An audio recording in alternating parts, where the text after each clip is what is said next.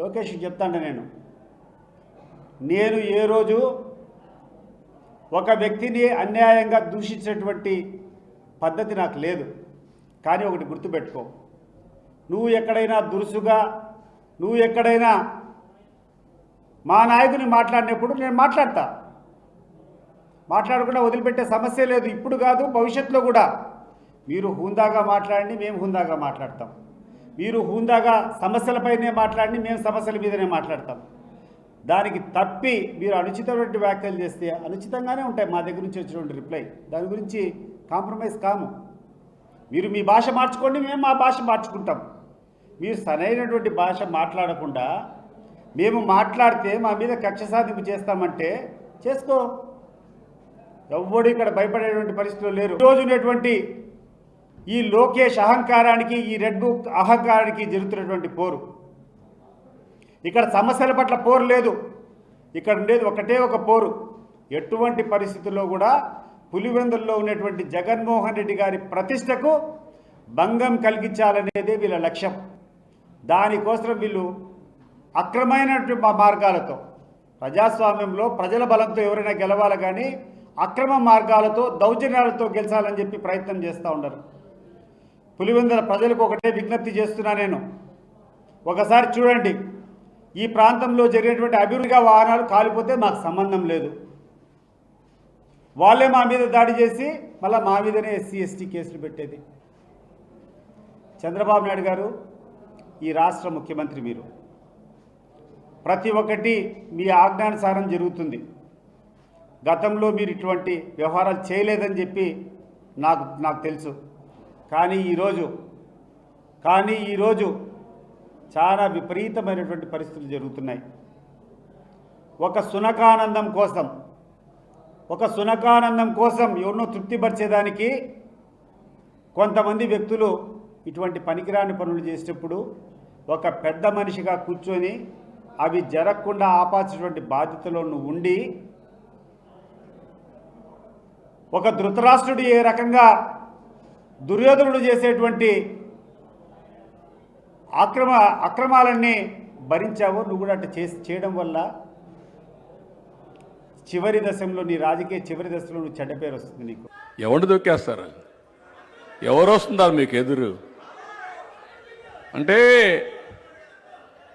వీళ్ళు అనుకుంటున్నారు అపోజిషన్లో ఉండి రౌడీజం చేస్తాం, మొన్నటి వరకు పోలీసులు పెట్టుకొని రౌడీజం చేయించాం, ఇప్పుడు కూడా రౌడీజం చేయాలంటే ఇక్కడ ఉండేది సిబిఎన్.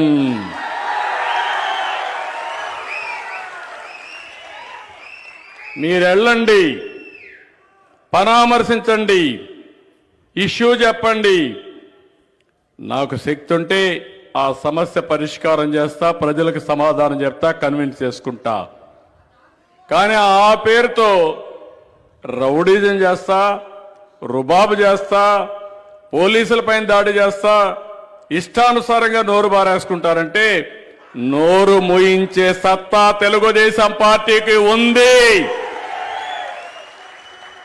నేను డెమోక్రటిక్గా పోతాను, బలహీనత కాదు. మీరు గుర్తుపెట్టుకోవాలి.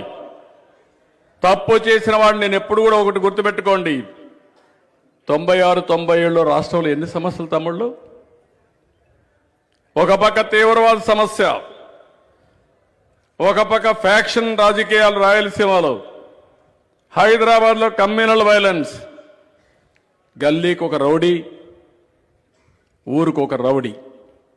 ఒకటే చెప్పాను, ఈ రాష్ట్రంలో అన్ని సమస్యలు పరిష్కారం చేస్తాను. నా కమిట్మెంట్ అంతా కూడా ప్రజా సంక్షేమం, ప్రజల ఆస్తులకు రక్షణ, మా ఆడబిడ్డల శీలాన్ని కాపాడే బాధ్యత నేను తీసుకుంటానని చెప్పాను. ఎన్నికల ముందు మీరు చూశారు, ఎక్కడ చూసినా డ్రగ్స్, ఎక్కడ చూసినా గంజాయి. నేను పూర్తిగా పరిష్కారం చేశానని చెప్పడం లేదు, కానీ ఒకటే చెప్తున్నా, గంజాయి అమ్మినా, గంజాయి తీసుకున్నా, డ్రగ్స్ వాడినా కబద్దార్ జాగ్రత్తగా ఉండండి. ఈ రాష్ట్రంలో మీకు స్థానం లేదు, ఉండదని మరొకసారి హెచ్చరిస్తున్నా. ఎవడైనా సరే మా ఆడబిడ్డల జోలుకొస్తే అదే చివరి రోజు కావాలని మనస్ఫూర్తిగా ఆకాంక్షిస్తున్నా. ఆ భయం ఉంటే తప్ప ఈ రౌడీలకు భయం ఉండదు. అలాంటి రౌడీల్ని ప్రోత్సహిస్తూ తెనాలికి పోతే గంజాయి బ్యాచ్, రౌడీ షీటర్, వీళ్లకు ఒత్తాసు పలుకుతూ మీరు రాజకీయం చేస్తే ఈ రాష్ట్రంలో తమాషాగా ఉండదు. సీన్ చాలా సీరియస్గా ఉంటుంది. నేను అందరికీ చెప్తున్నా, ఎవరికైనా సరే ఒకటే చెప్తున్నా, మంచిగా ఉండు, నువ్వేమన్నా చెయ్యి, నేను సమాధానం చెప్తా. దారి తప్పి మళ్ళా పులివెందల మార్కు రాజకీయం చేయాలంటే మాత్రం తోక కట్ చేస్తాం తప్ప ఎవరిని వదిలిపెట్టాం. ఆ విషయాలు వీళ్ళు గుర్తుపెట్టుకోవాలి. ఊరికొకటి తయారయ్యాడు, ఏదో మాట్లాడుతున్నాడు, పర్వాలా మనం కూడా సమాధానం చెప్దాం.